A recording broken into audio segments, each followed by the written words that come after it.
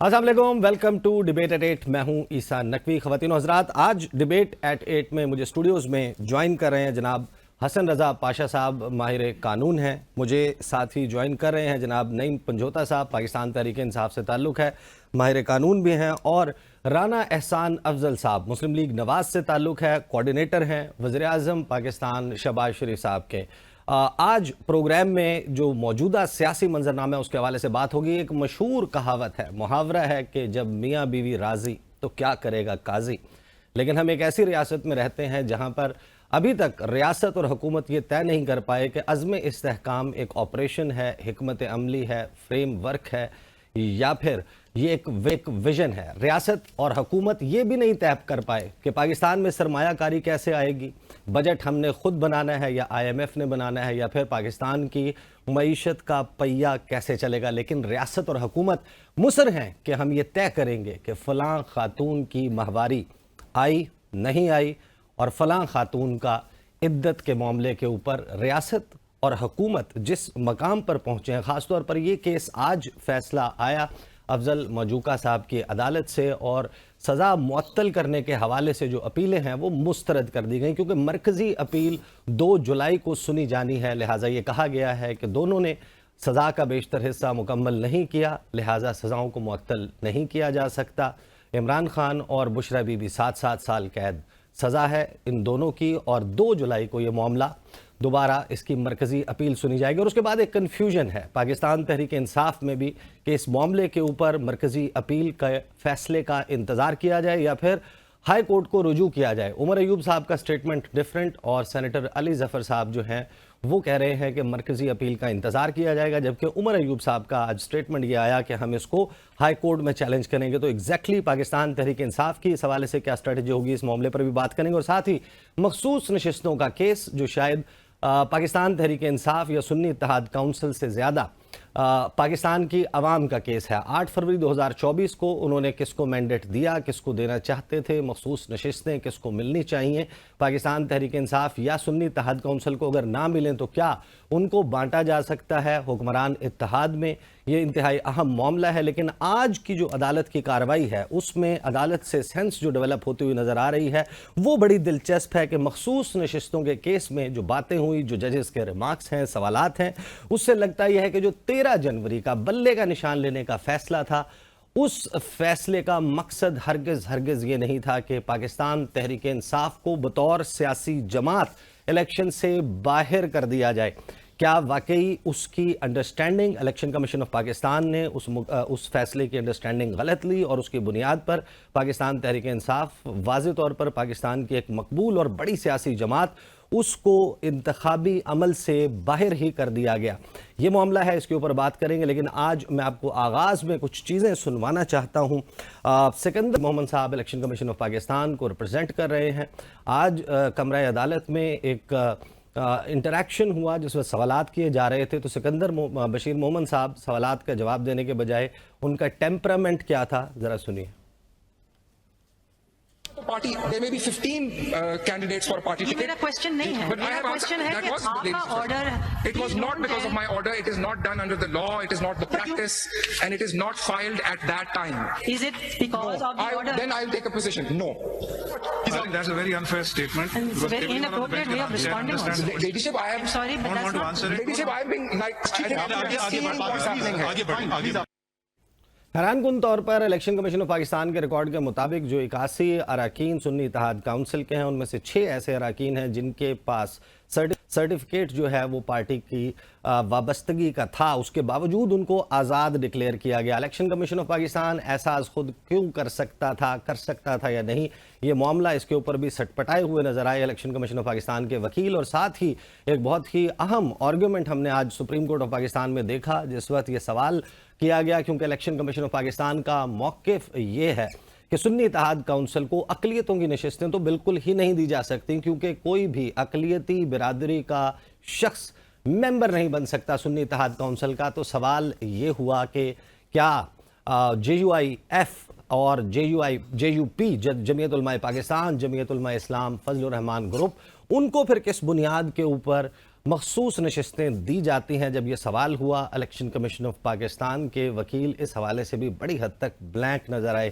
یہ تمام منظرنامہ ہے اور اس منظرنامے میں ہم یہ بھی ڈیسائیڈ کرنے میں ناکام ہیں کہ حکومت مذاکرات کی آفر کرتی ہے تو تحریک انصاف پیچھے ہٹ جاتی ہے, تحریک انصاف لچک دکھاتی ہے تو حکومت ایک سخت گیر موقف اختیار کر لیتی ہے. یہ مذاکرات کی گھنٹی بلی کے گلے میں باندھے گا کون؟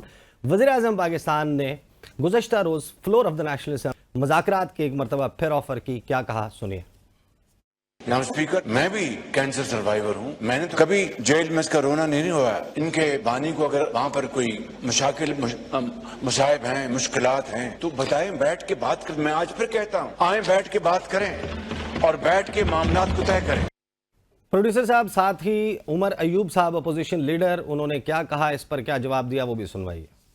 فارم 47 کے مسٹر شہباز شریف وہ وزیر اعظم نہیں ہے, وہ مسٹر شہباز شریف ہے. اس کو قومی اسمبلی کے فلور پہ میں نے فارمولا کا کسی قسم کی بات چیت جب تک میرے وزیر اعظم عمران خان, بشرا بی بی, شاہ محمود قریشی صاحب, ہمارے جتنے ملٹری کورٹس کے اسیران ہیں ان کی رہائی تک کسی قسم کے ساتھ کوئی بات چیت کسی کے ساتھ نہیں ہوگی. گفتگو کا آغاز کرتے ہیں جناب رانا احسان افضل صاحب. حکومت پاکستان, سب سے پہلے تو یہ بتائیے کہ کیا مسلم لیگ نون حکومت پاکستان اور ریاست پاکستان کی طرف سے آپ اس مقدمے کو, جو کہ عدت والا مقدمہ ہے, اس کو اون کرتے ہیں؟ یہ درست ہے, یہ ٹھیک ہے اور یہ ہی ہونا چاہیے کہ ہم سیاسی لڑائی میں سیاستدانوں کے پرسنل ایشوز, ذاتی زندگی, ان کی شادیاں, ان کے بچے, ان کی پیدائشیں, ان کی تاریخیں, اس کو ڈسکس کریں. بسم اللہ الرحمن الرحیم. دیکھیں, سب سے پہلے تو یہ حکومت کا کیس نہیں ہے, نہ حکومت نے اس کی کوئی اس طریقے سے پیروی کی, نہ یہ حکومت نے جو ہے کوئی پٹیشن فائل کی, نہ کوئی حکومت کے وزیر نے اس کے اوپر کوئی بیان بازی کی یا اس کے پیچھے گئے یا کوئی کسی اس طرح کا. دیکھیں, ایک شوہر, صاحب کا شوہر اٹھائے جانے کے بعد, لیکن وہ آپ جو مرضی اس پہ موقف رکھ لیں, لیکن حقائق یہ ہیں کہ ایک سابقہ شوہر, ایک سابقہ بیگم کا آپس میں فیملی میٹر ہے اور وہ کورٹ میں گیا اور کورٹ نے اس کو ڈیسائیڈ کیا. اب کیا ہم اس فیصلے کو اپریشیٹ کرتے ہیں یا اس کو ہم رد کرتے ہیں؟ ہم دونوں نہیں کرتے, کیونکہ یہ ایک فیملی میٹر ہے اور آپس میں وہ سابقہ شوہر جانے اور سابقہ بیگم جو ہیں وہ اس آدمی کی وہ جانے, تو اس میں کوئی ہمارا لینا دینا نہیں ہے. تو اس کے اندر میں تو ریفرین کروں گا کہ اس کے اندر ہم کہیں کہ اچھا ہوا جی یہی ہونا چاہیے تھا. نہیں, ہمارا کوئی ایسا پوائنٹ آف ویو نہیں ہے, یا بہت غلط ہوا, ہم نے اس کو نہ زیادہ توجہ دی اور نہ یہ ہم نے اس کو پرسو کیا. ران صاحب, فرینکلی سپیکنگ, کل کو اگر پاکستان تحریک انصاف بھی ہمارے سامنے بیٹھ کر وقت تبدیل ہو جاتا ہے اور اس طریقے سے لا تعلقی کا اظہار کرتی ہے کہ اس میں ہمارا کوئی تعلق نہیں اور کوئی مقدمہ آپ کے خلاف ہوگا, تو ہم اس کو بھی اسی طریقے سے کرٹیسائز کریں گے, کیونکہ انڈرسٹینڈنگ یہی ہونی چاہیے کہ ریاست کا کام حکومت کا کام نہیں, اور ریاست کا ستون ہے عدلیہ بھی. ریاست کی بات آپ کرتے ہیں تو اس کے اندر جو 3 ستون ہیں ان کا انٹرمنگلنگ رول نہیں ہے نا. اب عدالتیں ہیں وہ آزاد ہیں, وہ حکومت کے کہہ لیں انسٹرکشن کے اوپر نہیں ہیں یا حکومت کی خواہشات کے اوپر نہیں چلتے, وہ قانون کے مطابق چلتے ہیں, آئین کے مطابق چلتے ہیں, جو بھی لاز بنے ہوئے ہیں اس کے مطابق انہوں نے فیصلے کرنے. تو کیا ہم اس فیصلے کو ختم کر سکتے ہیں؟ نہیں کر سکتے. عدالتی فیصلہ ہے, ان کے پاس اپیل کا حق ہے, ہائی کورٹ میں جائیں, اپیل کریں اور وہاں سے اگر ان کو ہو سکتا ہے ریلیف مل جائے, ہو سکتا ہے نہ ملے, عدالتی فیصلہ ہے. صحیح. حسن رضا پاشا صاحب, پاکستان تحریک انصاف نے 4 مسلکوں کی فتوے جو ہے وہ اس حوالے سے جمع کروائے کہ جو خاتون ہے اس کا بیان حتمی تصور ہوگا, مقدم نہیں جانا جائے گا, حتمی تصور ہوگا. اس کے باوجود پاکستان کے عدالتوں میں یہ جو پریسیڈنس ہے, یہ پریسیڈنس کتنا میٹر کرتا ہے؟ جب آپ ایک رسم جو ہے وہ شروع کر دیتے ہیں, رسم کا آغاز کرنا تو شاید آسان ہے, لیکن رسم کو نبھایا کیسے جائے گا پھر؟ نقوی صاحب, میں سمجھتا ہوں کہ اس عدت والے کیس میں جو بھی پوائنٹ لیے گئے اور جس نہج پہ اس کو پہنچایا گیا, میں نے آج تک اس مقدمے میں کوئی کمنٹ نہیں دیے. میں سمجھتا ہوں کہ یہ بالکل ہی چائلڈش سی بات ہے, ایسے معاملات کو پبلک میں نہیں لانا چاہیے. دونوں میاں بیوی ہیں, انہوں نے ایک دوسرے کو اون کیا ہے تو سیکٹریٹی اٹیچ ہونی چاہیے اس رشتے کو, جس رشتے کو انہوں نے اپنایا. لیگل آسپیکٹ پہ اگر دیکھوں تو یہ فرسٹ امپریشن کیس ہے پاکستان میں. اس سے پہلے ایسے کیس میں کسی کو سزا نہیں ہوئی. تحریک انصاف کے لوگ تو کہتے ہیں کہ شاید تاریخ اسلام میں کسی شخص کو عدت والے معاملے پہ سزا نہیں ہوئی. بہرحال جو بھی ہے وہ ایسی ٹھیک کہہ رہے ہوں گے, مجھے اتنا نہیں ہے مطالعہ شاید, لیکن جو بات میں کرنے جا رہا ہوں ابھی لیگل کانٹیکسٹ میں وہ بڑی امپورٹنٹ ہے, اور وہ یہ ہے کہ اس سے پہلے شاہ رخ ارجمند صاحب تھے جج, ان کے پاس فائنل کیس کی ہیئرنگ ہوئی. جس دن اناؤنس کرنا تھا فیصلہ اس دن جھگڑا ہو گیا, عدم اعتماد کا اظہار کیا, معاملہ چلا گیا دوسرے جج صاحب کی طرف.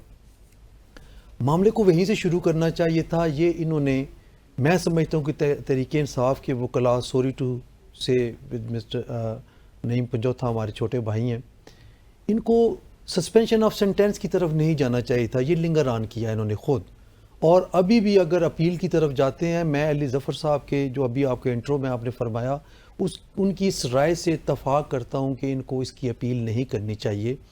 ان کا جو مین اپیل ہے اور اس کی ڈیٹ فکس ہے 2 جولائی, سارا زور اس پہ لگانا چاہیے اور وہاں پہ اپنا کیس بلڈ کرنا چاہیے بریت کا.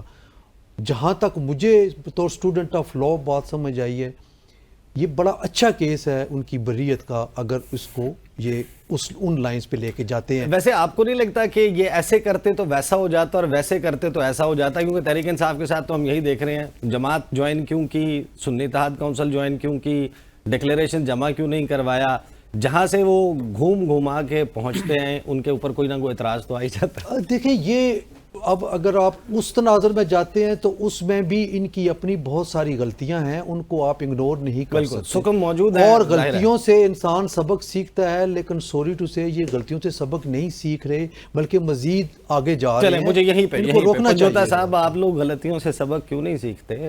غلطیوں سے سبق سیکھیں. بہت شکریہ. آپ کا سوال غلطیوں سے سبق والا ہے یا عدت کیس کے حوالے سے؟ عدت کیس کے حوالے سے ہے, لیکن ظاہر ہے کہ اس میں کنٹینیوشن آف دی ڈسکشن کے غلطیوں سے سبق کیوں نہیں سیکھتے؟ دیکھیں, عدت کیس کی اگر بات کی جائے نا تو اس میں عمران خان صاحب اور بی بی صاحبہ کے حوالے سے جو نکاح کی بات کی جا رہی ہے, یہ کہا جا رہا ہے کہ طلاق جو ہے وہ 11ویں مہینے میں ہوئی 2017 میں, اور 1 جو ہے وہ جنوری کو نکاح کیا گیا, عدت کے دوران کیا گیا.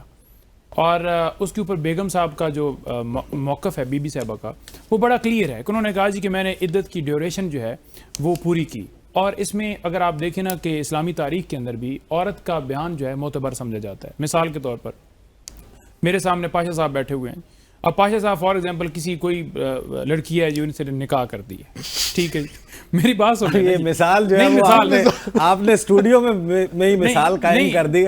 پاشا صاحب نے پروگرام کے بعد گھر بھی جانا ہے, انہوں نے نقوی صاحب کی بات کریں, نوجوان سر ہم سب نے گھر جانا ہے, پروگرام کے بعد آپ مہربانی کریں مثال جو ہے آپ اپنی مثال اسٹوڈیو سے باہر کسی شخص کی. اچھا ٹھیک ہے, میں فار ایگزامپل جی میں کسی لڑکی سے نکاح کرتا ہوں, ٹھیک ہے جی, اور میرا اس لڑکی سے نکاح ہوتا ہے, مثال کے طور پر جی اس نے عدت پوری جو ہے نہیں کی ہوتی, اور مجھے نہیں پتا کہ اس نے عدت پوری کی ہے یا نہیں کی, اور بعد میں پتہ چلتا ہے کہ جناب یہ تو اس نے عدت پوری نہیں کی. اور تاریخ بھی آپ دیکھیں کہ پوری تاریخ کے اندر آپ نے نہیں دیکھا کہ 7 سال سزا عدت کے اوپر کی گئی ہو, اور مجھے 7 سال سزا دی جائے. اب مجھے تو انفارمیشن بھی نہیں ہے, اور جہاں پر عورت خود کہہ رہی ہے کہ میں نے عدت پوری کر لی ہے تو بات ہی ختم ہو جاتی ہے. اس کے اوپر اگر آپ دیکھیں تو شریعت کورٹ کے بھی فیصلے ہیں جس میں انہوں نے کہا کہ 39 ڈیز کے بعد نکاح جو ہے وہ بھی کیا جا سکتا ہے.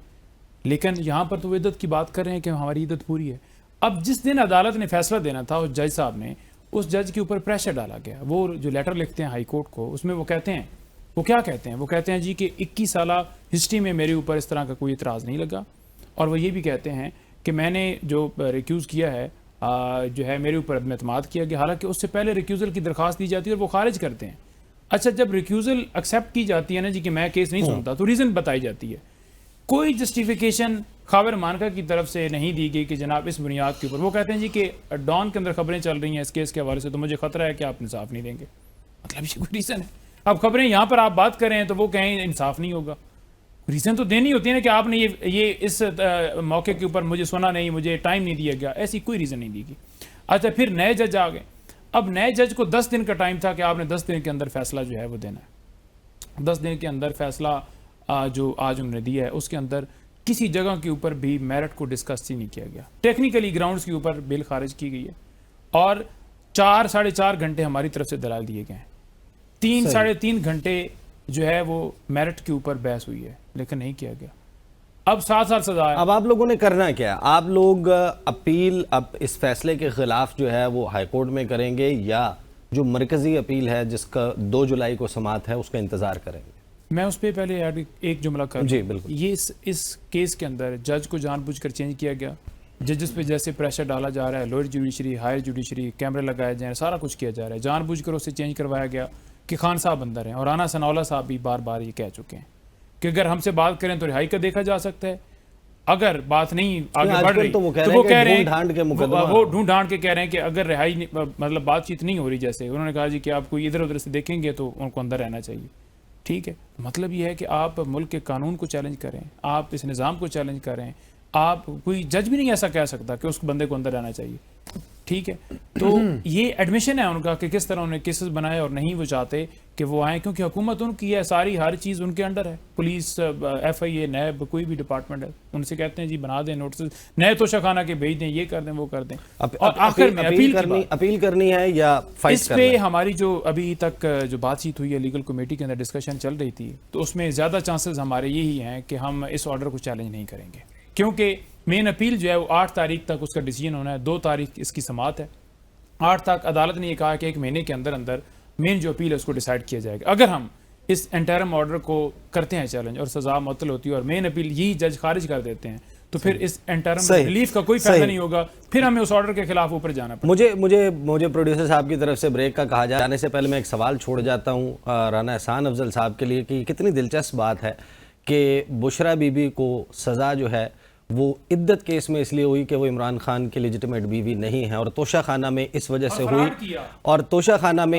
ہوئی کہ وہ عمران خان کی بیوی ہیں. اب حیران کن بات ہے کہ 2 سزائیں ہیں، ایک بیوی ہونے کی وجہ سے اور ایک بیوی نہ ہونے کی وجہ سے. تو کوئی اچھا مقدمہ، اس سے بہتر مقدمہ ڈھونڈا جا سکتا ہے یا نہیں، جیسے رانا ثناءاللہ صاحب کہہ رہے ہیں. بات کرتے ہیں آفٹر دا بریک.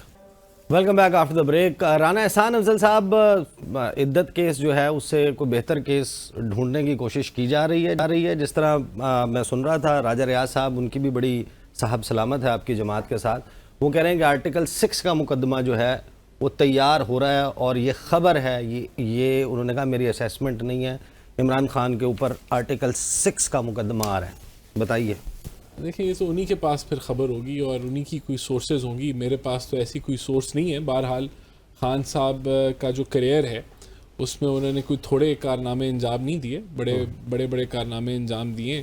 تو اس چیز کو تو میں رد نہیں کرتا کہ کوئی جو ہے وہ ان پہ کیس کوئی نیا اگر نہیں آئے گا یا آئے گا، اس چیز کے بالکل چانسز ہیں. جس طرح انہوں نے جو اس ملک کے اندر جس طرح کی سیاست کی، جتنی کرپٹ ان کی حکومت تھی اور جتنی نااہل ان کی حکومت تھی، اس تو کرپشن کا مقدمہ لائیں. ہاں ہو سکتا ہے آ جائے اب یہ، لیکن میرے پاس کوئی ایسی کوئی حتمی کوئی رپورٹ نہیں ہے. یعنی کہ کرپشن سے آپ بتاتے تھے ہمیں اور ہمارے ٹاک شوز میں نون لیگ کے تمام لوگوں نے یہ بار بار کہا ہے، آپ لوگوں نے پریس کانفرنسز کی ہیں کہ 3 کروڑ روپے لے کر deputy commissioner R P O D P O کے تبادلے ہوتے تھے. یہ ہماری خبر نہیں تھی. یہ تو اب تو آپ پنجاب حکومت، آپ کی سر اب آپ کی پنجاب حکومت ہے، وفاقی حکومت ہے، 2 ڈپٹی کمشنر لائیں، ان کو سیک کریں، بتائیں کہ انہوں نے 3 کروڑ روپے لے کر اپنا ٹرانسفر کروایا تھا، ان کو بھی سزا دیں اور ان کے ساتھ ساتھ ان لوگوں کو بھی سزا دیں. مسئلہ یہ حل ہو. مسئلہ یہ ہے کہ فرح گوگی جو یہ بروکری کرتی تھی وہ ملک سے باہر ہے، جو جس کا کلیدی کردار تھا. لیکن آپ نے پوائنٹ بڑا اچھا دیا، یہ اگر وہ ہاتھ میں آ جائیں تو یہ سارا کچھ ہو جائے.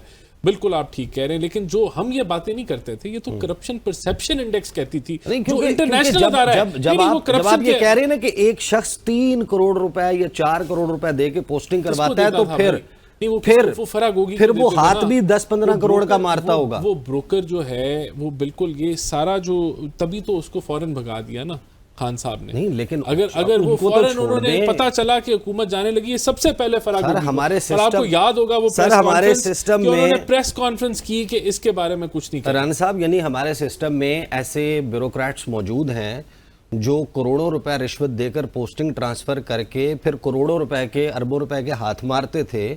آپ ان کو تو پکڑے نا کم از کم. 10 ہیں, 15 ہیں, 20 ہیں, مریم نواز کے انڈر کام کر رہے ہیں, کسی کو کسی ضلع کا کنٹرول ملا ہوگا, کسی کے پاس کوئی ڈویژن ہوگا, آپ ان کو تو پکڑے نا, چھوڑے فراغ ہوگی کو. میں تو ٹھیک, آپ ٹھیک کہہ رہے ہیں. اب یہ ساری, اب جب کیس کسی کے خلاف بناتے ہیں تو جو ایک مین کلیدی کردار اگر مسنگ ہو جائے تو کیس کمزور ہو جاتا ہے. لیکن بات آپ کی ٹھیک ہے کہ ایسا, لیکن ہماری گورنمنٹ کے اندر ڈیفینیٹلی اس چیز کو دیکھا جاتا ہے, لو ڈاؤنز منگوائے جاتے ہیں, ایجنسیوں سے رپورٹس لی جاتی ہیں کہ کون سے افسر جو ہیں وہ کتنے, کیسی ان کی ریپوٹیشن ہے, پھر ان کو لگایا گیا. لیکن بات یہ کرپشن کے لحاظ سے ہمارا موقف خالی نہیں تھا. وہ کرپشن پرسیپشن انڈیکس جو انٹرنیشنل ادارہ ہے اس کا موقف تھا کہ یہ 140ویں نمبر پہ ہیں اور یہ کرپٹ ترین حکومت تھی پاکستان کی. آج کل تو سنا ہے آپ کے ایم این ایز جو ہیں اور ایم پی ایز وہ بھی شکایت کر رہے ہیں کہ کام جو ہے وہ نہیں ہو رہے. پنجاب حکومت میں راؤٹ ہونا پڑتا ہے آپ کو وزیر اعلیٰ سیکریٹریٹ سے. چیف منسٹر پنجاب ہیں, بڑی محنت کر رہی ہیں اور انہوں نے کہا ہے کہ میرٹ کے اوپر ساری جو ہے تعیناتیاں ہوں گی اور سفارشی یا پولیٹیسائز تعیناتیاں نہیں. لیکن شکایت کی ہے کچھ ایم این ایز نے, ایم پی ایز نے وزیر اعظم صاحب سے. لوگوں کو ہوتی ہے کہ ڈی سی جو ہے وہ میری مرضی سے چلے, تھانے میں معاملات میری مرضی سے ہوں, تو اس طرح کی سیاست کو جو ہے وہ مریم بی بی جو ہے وہ ریجیکٹ کر چکی ہیں اور وہ میرٹ بیس چل رہی ہیں. تو ضرور لوگوں کو شکایت ہوتی ہے, جو ٹریڈیشنل سیاستدان ہوتے ہیں وہ ان کو گھٹن ہوتی ہے جب تک ایم این اے ہے, وہ اس علاقے کا نمائندہ ہے, لوگوں نے اگر ووٹ دیا ہے اور آپ لوگوں کے جینون کام تو صحیح. اچھا وقت میرے پاس کم ہے, آئی نیڈ کوئک کامنٹس. مجھے یہ بتائیے گا, because I have to move on to the next topic, مجھے یہ بتائیے گا کہ مخصوص نشستوں کے کیس میں آپ لوگوں کا کیا موقف ہے؟ آپ لوگوں کو کیوں ملنی چاہیے مخصوص نشستیں, وہ جو کہ پروپورشنل ریپرزنٹیشن کے تحت ان لوگوں کا حق بنتا ہے جنہوں نے تحریک انصاف کے حمایت یافتہ امیدواروں کو ووٹ دیا؟ دیکھیں, اس میں وہی لاجک ہے جو الیکشن کمیشن نے استعمال کی, وہی لاجک ہے جو پشاور ہائی کورٹ نے استعمال کی. اور وہ لاجک کیا ہے کہ جن لوگوں نے الیکشن ہی نہیں لڑا, پارٹی کے نام پہ الیکشن ہی نہیں لڑا, انہوں نے اپنے کاغذات جمع ہی نہیں کرائے, جو ڈیو پروسیس, جو لیگل پروسیس ریکوائرڈ تھا وہ پورا نہیں کیا, اس کے بعد جو جماعتیں ہیں جنہوں نے الیکشن لڑا ان کے اندر پروپورشنیٹ جو ہے وہ ڈسٹریبیوشن ہو جائے سیٹس کی. اچھا, اس پہ حسن رضا پاشا صاحب, کیا یہ بات اتنی سادہ ہے کہ نشستیں جو ہیں وہ ان جماعتوں کو دے دی جائیں جن کو ووٹ بھی نہیں ملا, اتنا ووٹ نہیں ملا؟ فار ایگزامپل اگر مسلم لیگ نون ہے, اس کی 80 نشستیں ہیں یا 85 نشستیں ہیں, اس کے اگینسٹ ان کو ملیں گے, یا جنہوں نے پاکستان تحریک انصاف کے لوگوں کو 80 لاکھ خواتین نے تو ووٹ دیا ہوگا 1 کروڑ 60 لاکھ میں سے, اگر 80 لاکھ خواتین نے ووٹ دیا تو ان کی ریپرزنٹیشن نون لیگ کی ایم این اے کرے گی؟ میرا تو ذاتی خیال یہ ہے کہ آئین میں کہیں یہ نہیں لکھا ہوا کہ جو جس تناسب سے ووٹ لیے ہیں اس سے زائد کسی پارٹی کو دیے جائے. البتہ سنی اتحاد کونسل کو سیٹیں دیے جانے کی جو بات ہے اس میں کافی ٹیکنیکلٹیز, نہیں سر, سوال سنی اتحاد کونسل کا نہیں کر رہا میں. سنی اتحاد کونسل نے 100 برائیاں کی, ان کے کاغذ پورے نہیں ہیں, ان کی نشستیں سائیڈ پہ کر دیں. وہ تو میں پہلے کہہ چکا ہوں کہ کیا وہ ان کو مل سکتی ہیں؟ وہ نشستیں میرے خیال میں ان کو نہیں مل سکتی. وہ نشستیں خالی رہ جائیں بے شک جو بھی ہے, لیکن آئین میں یہ بتا دیا گیا ہے کہ جس تناسب کے ساتھ آپ ووٹس لیتے ہیں, جس تناسب کے ساتھ آپ سیٹس لیتے ہیں, اسی تناسب کے ساتھ آپ نے مخصوص نشستیں دینی ہیں. لہٰذا یہ جو اس طرح کی جو بانٹنے والی بات ہے ان جماعتوں میں جنہوں نے کم ووٹ لیے ہیں اور وہ سنی اتحاد کونسل کے یا آزاد اراکین کے جو ووٹس ہیں ان کے ووٹس, ان کی سیٹس وہ لے لیں, یہ نہیں, میرے خیال میں یہ نہیں ہونا چاہیے. ویسے 2/3 پوری کرنے کی, جیسے آپ کے پاس میں آتا ہوں, رانا صاحب کو جوڈیشل پیکج لانا ہے آپ لوگوں نے؟ نہیں, دیکھیں جوڈیشل ریفارمز کی تو ضرورت ہے اور اس کے اوپر تھوڑا بہت کام بھی ہوا اور وہ, لیکن اگر جوڈیشل پیکج جو ہے یعنی کہ ظاہر سی بات ہے جہاں کانسٹیٹیوشنل امینڈمنٹ کی ضرورت ہے وہاں 2/3 چاہیے, اگر نہیں ہوگی تو نہیں آئے. نہیں, تو آپ ایک طریقے سے کنفرم کر رہے ہیں کہ جو بات چل رہی ہے کہ جو سٹنگ چیف جسٹس ہیں یا دیگر جج صاحبان ہیں ان کا ٹینیور بڑھا دیا جائے. جب آپ جوڈیشل ریفارمز کی بات کرتے ہیں تو اس میں کوئی پرسن اسپیسیفک بات نہیں ہوتی, وہ پورے ادارے کی یا انسٹیٹیوٹ کی یا پورے ایک کہہ لیں ریفارم اوپر سے لے کے نیچے تک ریفارمز ہوتی ہیں اس میں. صحیح. تو وہ کوئی پرسن اسپیسیفک ہم کچھ نہیں کرنے جا. پرسن اسپیسیفک نہیں ہوگا، لیکن بہرحال ریفارم لانے کا منصوبہ ہے اگر 2/3 میجورٹی جو ہے وہ مل جاتی ہے. پنجوتا صاحب، آپ لوگوں نے فریق بننے کی درخواست کر دی ہے. سپریم کورٹ آف پاکستان میں آج جو پروسیڈنگ ہوئی اس سے آپ لوگوں کو کیا اب یہ امید نظر آ رہی ہے کہ آپ لوگوں کا جو آپ لوگوں کی ڈیفینیشن ہے کہ انصاف اس میں یہ ہے کہ آپ کی نشستیں آپ کو مل جائیں، وہ مل جائیں گی؟ دیکھیں، اس کے اوپر بڑا آرٹیکل 51 بڑا کلیئر ہے کہ جو جماعت جتنی سیٹیں جیتے گی اس حساب سے اس کو اس تناسب سے مخصوص نشستیں ملیں گی. اب سپریم کورٹ کے اندر یہ بات بھی ایڈمٹ کر لی گئی کہ الیکشن کمیشن نے غلط تشریح کی تھی اس سپریم کورٹ کے آرڈر کی بلے کے حوالے سے جو تھا، یعنی کہ بلہ تو چھینا گیا لیکن یہ کہا گیا کہ امیدوار جو ہیں پاکستان تحریک انصاف کے وہ آزاد ہوں گے. اگر سرٹیفکیٹ کی بات کی جائے نا تو میں خود لڑوں گا الیکشن، اور جب ٹکٹ جاری کیا گیا تھا پارٹی کی طرف سے تو میں جا کر میں نے جمع کروایا. جمع کروانے کے بعد سپریم کورٹ کو اسی رات کو فیصلہ آیا، اور مجھے جو آر او صاحب ہیں انہوں نے 12 بجے فون کیا کہ آپ آ جائیں، آپ کو نشان الاٹ کرنا ہے، اب سے آپ آزاد امیدوار ہیں. میں نے کہا جی آزاد کیسے ہیں نشان؟ انہوں نے کہا جی کہ آپ نے انٹر پارٹی الیکشن ٹھیک نہیں کروایا تھا، لہٰذا سپریم کورٹ کے فیصلے کے مطابق آپ آزاد ہیں، تو آپ آ جائیں. ان نشانوں میں سے نشان آپ نے چوز کرنا ہے. جو کہا جا رہا تھا کہ آپ نے بلے کیوں نہیں کیا یا بلے کے لیے اپلائی کیوں نہیں کیا، ہم نے بلے کے لیے اپلائی بھی کیا. اور تشریح ان کی طرف سے غلط جو کی گئی ہے، بجائے یہ کہ ان کے اوپر آرٹیکل 6 لگا کر اور ہمیں کہا جائے کہ آپ واقعی سرٹیفکیٹ لے کر گئے تھے، آپ نے جمع کروایا تھا، آپ پی ٹی آئی کے امیدوار ہیں، سنی اتحاد کونسل کے جتنے امیدوار ہیں وہ پی ٹی آئی میں شامل ہو جائیں گے، اور اس کے بعد اس تناسب سے جس جماعت کو ووٹ دیا ہے عوام نے وہ اس کو مخصوص نشستیں مل جائیں گی. یہ تو ایسا ہونا چاہیے تھا نا، لیکن اس کے اندر اتنے جو ہے وہ کلو بنا دیے. کہا گیا کہ نہیں آپ نے سرٹیفکیٹ جمع ہی نہیں کروایا. وہاں پر تو یہ بات کی جاتی کہ کوئی پریس کانفرنس ہوئی نہیں ہے، کوئی اغوا نہیں ہوا، کوئی پیپر چھینے نہیں گئے، کوئی چھاپے نہیں لگے، کوئی جلسے جلوس، کوئی ریلی کے اوپر پابندی نہیں تھی. آپ کو بالکل فری اینڈ فیئر الیکشن تھا، اور پوری اس میں ہر جو ہے پٹن ہو ففن ہو کوئی بھی، وہ سارے رپورٹیں دے رہے ہیں کہ زبردست آپ نے الیکشن کروایا، بالکل آپ فارم 47 کے مطابق بالکل جینون جیتے ہیں. مطلب یہ ساری چیزیں پھر مان لیں، اور باقی جو ان کی جو ہماری جو اوور آل صورتحال ہوئی ہے اس کو پھر آپ اگنور کر دیں. صحیح. مجھے بریک پہ جانا ہے، بریک سے واپس آئیں گے تو دیں گے کہ ایک قرارداد جو گزشتہ روز امریکی ایوان نمائندگان کانگریس میں پاس ہوئی، اس کے جواب میں حکومت اب ایک خاص قسم کا تیور دکھا رہی ہے. بات کرتے ہیں after the break. Welcome back after the break. گزشتہ روز امریکی ایوان نمائندگان امریکی کانگریس نے ایک قرارداد منظور کی پاکستان میں 8 فروری 2024 کے انتخابات کے حوالے سے، اور اس قرارداد کے حق میں 368 اراکین کانگریس نے ووٹ دیا. 7 لوگوں نے اس قرارداد کے خلاف ووٹ دیا. اب اس قرارداد میں پاکستان میں جمہوریت اور انسانی حقوق کے حوالے سے جو سوالات اٹھائے گئے ہیں اس کو گزشتہ روز دفتر خارجہ نے مسترد کر دیا تھا، لیکن آج وزیر خارجہ اور نائب وزیر اعظم اسحاق ڈار صاحب نے اس حوالے سے ایک اہم اعلان کیا ہے. وہ اعلان سنیے. ہم اس ریزولوشن کے مقابلے میں ایک ریزولوشن لائیں گے. We must show our sovereignty, we must show our unity, we must show کہ we mean business. یہ کوئی تک نہیں ہے.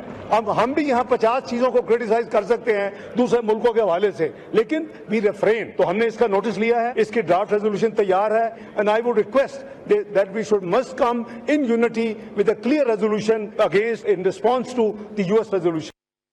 بدلتا ہے رنگ آسماں کیسے کیسے. کل شہباز شریف صاحب کی حکومت میں بیٹھے ہوئے لوگ بیگرز کانٹ بی چوزرز اور وینٹیلیٹرز کی بات کر رہے تھے اور یہ کہہ رہے تھے غلامی نامنظور تحریک انصاف کے لوگ. آج تحریک انصاف امریکی قرارداد کو ویلکم کر رہی ہے اور مسلم لیگ نون کہتی ہے کہ ہم اب اس قرارداد کے خلاف اپنی قرارداد لائیں گے.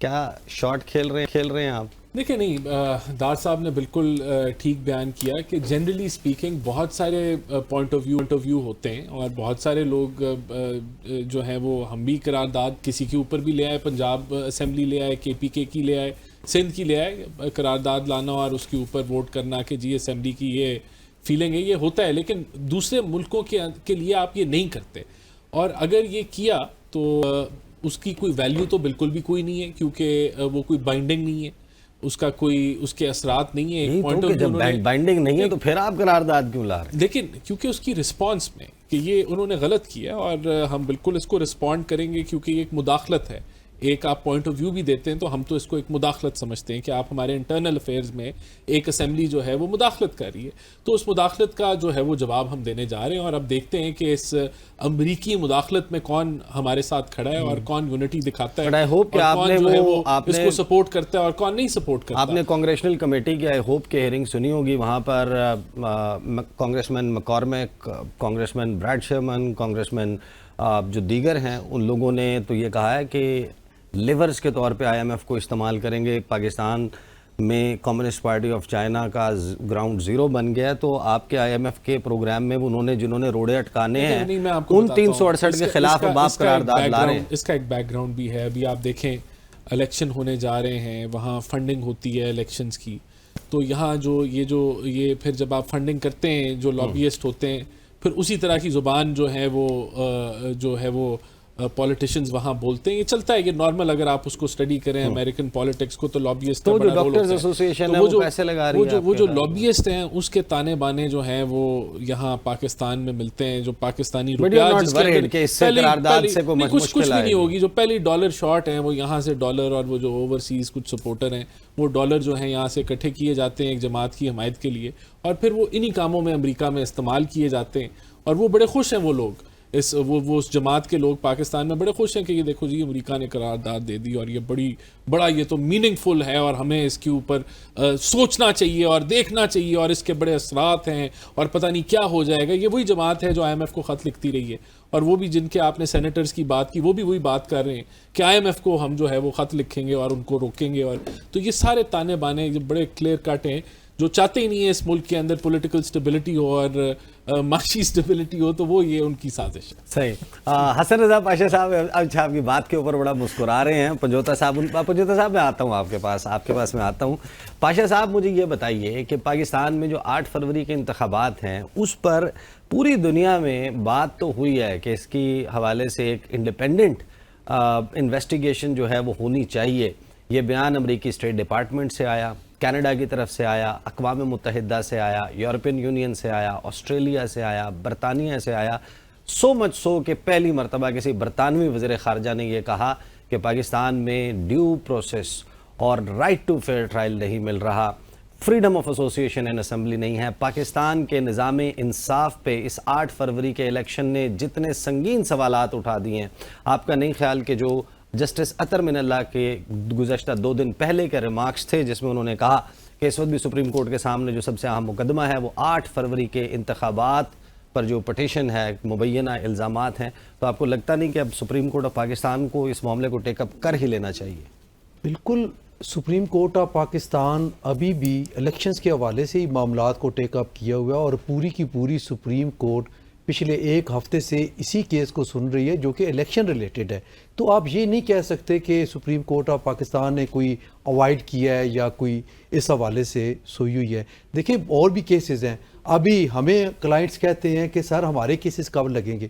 اب ان سے تو ہم نے جو بھی فیسز لی ہوئی ہیں لیکن ان کے بھی رائٹس ہیں، لیکن جب کہ سپریم کورٹ آف پاکستان آج بھی 1 گھنٹے کی ورکنگ ہوئی ہے باقی پبلک کے لیے، اور تحریک انصاف یا مسلم لیگ نون یا پولیٹیکل پارٹیز ان کے کیسز کے لیے سارا دن لگ گیا۔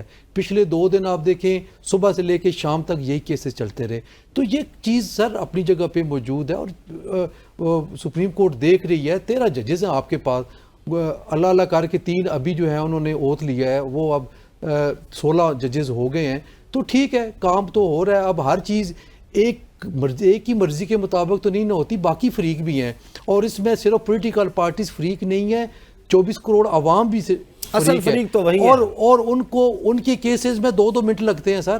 صحیح، ان کے کیسز میں سنوائی کوئی نہیں ہوتی، ان کے کیسز میں پوچھتے ہیں جی کوسچن آف لا کیا ہے، اور کوسچن آف لا جب وکیل صاحب ڈھونڈ کے بتا رہے ہوتے ہیں ساتھ ہی ڈسمس کی آواز آتی ہے۔ تو یہ چیزیں اپنی جگہ پہ موجود ہیں، یہ ہارڈ ریالٹیز ہیں، ہم روز سفر کرتے ہیں۔ صحیح، تو یہ آپ نہ کہیں کہ supreme court of Pakistan in cases کو یا الیکشن میٹرز کو جو ہے وہ سائڈ پہ رکھ لی ہے۔ ایک چیز کا میں بات کرنا چاہوں گا جو بڑی ضروری ہے، 2 مداخلتیں ہوئی ہیں پچھلے 1.5 سال میں، ایک سائفر کی صورت میں جو ابھی بھی مہمہ بنا ہوا ہے کہ نہ عدالت میں پیش ہوا اور نہ کسی نے دیکھا کہ اس میں کیا دھمکی ہے، لیکن مداخلت سن کے ہمارے کان پک گئے ہیں، اور ایک مداخلت آج اوپنلی پوری اسمبلی نے بیٹھ کے انہوں نے کی ہے. اب بات یہ ہے کہ وہ مداخلت بھی غلط تھی, یہ مداخلت بھی غلط ہے. ان کو کیا رائٹ بنتا ہے؟ اور بلی نہیں ایک چیز, ایک منٹ, تھیلے سے چوہا نکل آیا ہے یا بلی نکلی ہے, جو بھی ہے, گراؤنڈ زیرو کہہ رہے ہیں کہ کمیونسٹ پارٹی آف چائنا کا گراؤنڈ زیرو بن چکا ہے پاکستان. مسئلہ صرف یہ نہیں ہے کہ پاکستان میں الیکشن 8 فروری کو ٹھیک نہیں ہوئے اور یہ آگے ہیں جمہوریت کے لمبدار, وہ آئے ہیں کہ جو چائنیز پیکٹ ہوئے ہیں, منسٹر آیا ہے اور جو موجودہ گورنمنٹ کے ساتھ چائنیز نے لائزان کی ہے, اس کا جو ہے نا وہ ریئیکشن ہے جو کہ ان لوگوں نے کیا ہے امریکن پارلیمان نے. منسٹر تو اور بھی بڑی بات کر رہے ہیں, مجھے اس چیز کو بہرحال دیکھنا پڑے گا. ذرا پنجوتا صاحب, اسحاق ڈار صاحب نے گگلی کرا دی ہے. اب آپ مجھے یہ بتائیں کہ پاکستان کے پارلیمنٹ میں قرارداد آ رہی ہے امریکی کانگریس مین اور امریکیوں کے خلاف. تحریک انصاف امریکیوں کے خلاف ووٹ دے گی یا ان کے حق میں ووٹ دے گی؟ دیکھیں, جس طرح بات کر رہے ہیں نا کہ وہ چائنی کوئی یہاں پر آئے تھے اور جس کی وجہ سے وہاں پر جو ہے انہوں نے یہ قرارداد پیش کر دی, تو اس کے اوپر آپ یہ بھی ساتھ ایڈ کر دیں تو بڑا بہتر ہوتا کہ آپ کہتے ہیں کہ چائنیز آئے اور انہوں نے آ کر کہا کہ آپ کے پاس اسٹیبلٹی جو ہے وہ ہونی چاہیے جو نہیں ہے. اب اس اسٹیبلٹی کے اندر معاشی استحکام, سیاسی استحکام, آپ کے ملک کے اندر قانون, تو جب تک قانون نہیں ہوگا تب تک سارے معاملات ٹھیک نہیں ہو سکتے, اور قانون اگر ہوگا تو یہ سارے گھر جائیں گے. تحریک انصاف امریکہ کی کانگریس مین سے یہ کہے گی کہ یہ ہمارا اندر کا مسئلہ ہے, ہم جانے, ہماری اپوزیشن جانے, ہمارے مخالف جانے. پہلی بات تو یہ ہے کہ 98% جو ہے وہ ایوان جو ہے اس نے قرارداد پاس کی ہے. اب تمام لوگوں کو 87% لوگوں نے ووٹ کیا ہے, 85% نے اس کے فیور میں ووٹ دیا ہے, لیس دن 2% نے اس کے اگینسٹ ووٹ دیا. 350 ہوئے ہیں نا, تو 7 مخالف گئے نا, 435 کا. چلو میں کہہ رہا ہوں 60 ہوں گے. جواز ہے, ایک بندہ ہوگا, ایک بندے کو خرید سکتے ہیں نا, 2 بندوں کو خرید سکتے ہیں نا, 3 بندوں کے کوئی بندہ خرید سکتا ہے کیا؟ ہم نے سب پوری ان کو سارے ممبران کو خرید لیا, اور اگر ہم اتنی لابی والے اور طاقتور ہوتے تو آج ہم جیل میں پڑے ہوتے. لیکن کیا ہم یہ چاہتے ہیں کہ امریکہ, انہوں نے بات کیا کی, یا یہ ہم انڈیجنس ہمارا پروسیس مجھے بات دیکھیں, قرارداد کو بھی چھوڑ دیں. 8 فروری سر میں تو اگری کر دوں, نہیں سن لینا, ہم یہ کہتے ہیں جی قرارداد غلط ہے, ٹھیک ہے, قرارداد نہیں ہونی چاہیے. آپ اس بات کے اوپر آ جائیں جو اس قرارداد کے اندر چیزیں ہیں کیا وہ نہیں ہوئی؟ کیا تشدد نہیں ہوا؟ کیا موبائل الیکشن ڈے کے اوپر بند نہیں ہوا؟ کیا اس دن ہمارے جو وہاں پر پولنگ ایجنٹ تھے ان کو نہیں اٹھایا گیا؟ کیا جو تائید کنندے, تجویز کنندے تھے ان کو نہیں اٹھایا گیا تھا؟ کیا الیکشن ڈے کے اوپر ان کو اندر جو آروز ہیں ان کے پاس رزلٹ لینے کے لیے روکا نہیں گیا تھا؟ کیا فارم 45 کے مطابق ہمارے جیتے ہوئے لوگوں کو فارم 47 کے اوپر نہیں ہرایا گیا تھا؟ اچھا, وہ قرارداد کے اندر لکھ رہے ہیں, اس کے علاوہ جو 50 مختلف جو سروے والی ہیں وہ سارے, اور وہ کیا کہہ رہے ہیں اس قرارداد, وہ کہہ رہے ہیں کہ جو آبزرورز ہیں وہ یہ کہہ رہے ہیں, ٹھیک ہے, تو آبزرورز کی وہ بات کر رہے ہیں, تو اس بات کے اندر جو اس قرارداد کے اندر چیزیں ہیں آپ یہ کہہ دینا کہ وہ جھوٹ بول رہے ہیں. صحیح, بہت بہت شکریہ, وقت ختم ہو گیا. حسن رضا صاحب, نعیم پنجوتا صاحب, رانا احسان افضل صاحب ہمارے ساتھ موجود تھے. پاکستان کا سیاسی منظرنامہ کروٹیں لے رہا ہے اور اگلے چند روز بڑے اہم اور ہنگامہ خیز ہونے والے ہیں, خاص طور پر سپریم کورٹ آف پاکستان میں. تمام نظریں وہاں لگی ہوئی ہیں. اب تک کے لیے اتنا ہی, اجازت دیجیے, اللہ حافظ.